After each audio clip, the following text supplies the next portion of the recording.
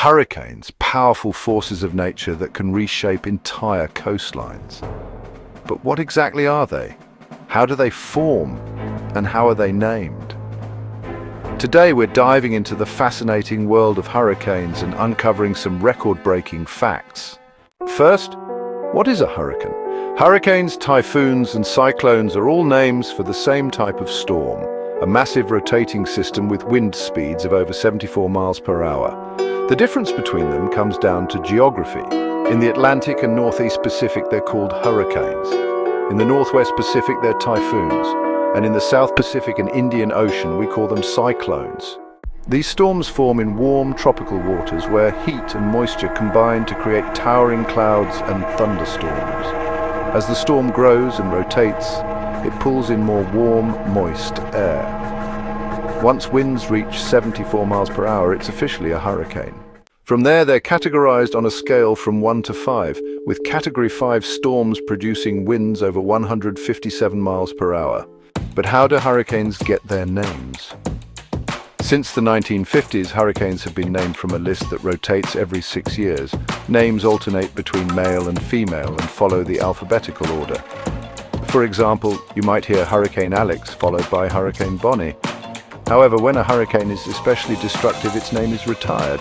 You'll never see a storm named Katrina or Sandy again because of the devastating impact they had. Let's talk about some record-setting hurricanes.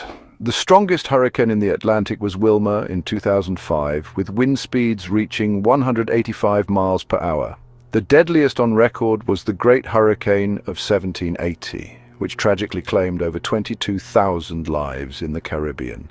And for sheer cost, Hurricane Harvey in 2017 caused over $125 billion in damage, making it one of the most expensive natural disasters in US history.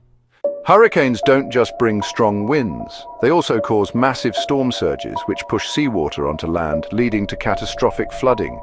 Rainfall can also reach extreme levels, as seen during Hurricane Harvey, which dropped more than 60 inches of rain in some areas. That's over 5 feet of water.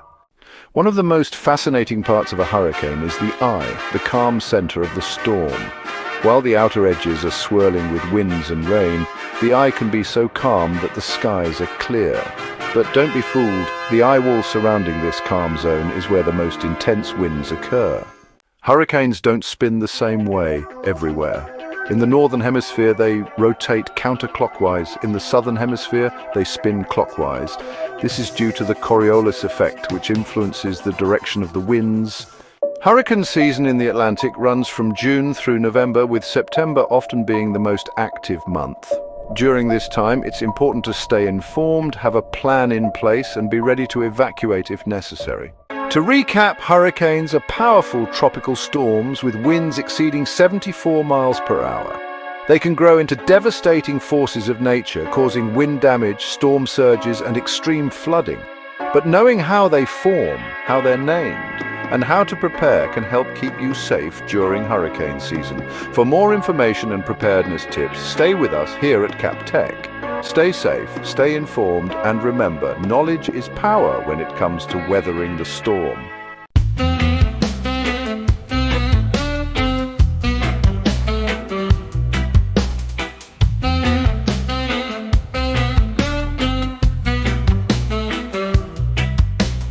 Here comes the wind, the ocean roars. Another storm comes knocking on the door.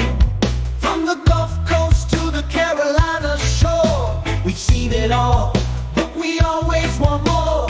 Wilma came in '05, she was wild and fast. 85 miles per hour, she couldn't last. Down in Florida, she took her stand, left a mark all across the land.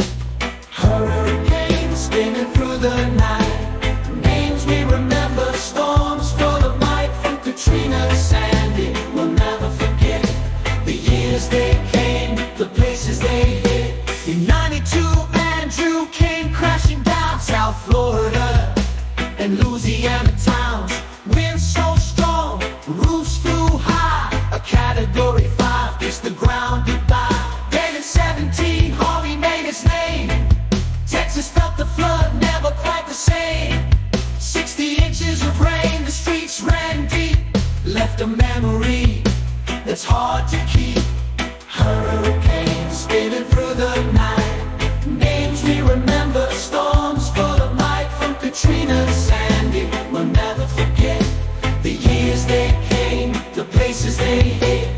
Katrina in '05, New Orleans cried. Levees broke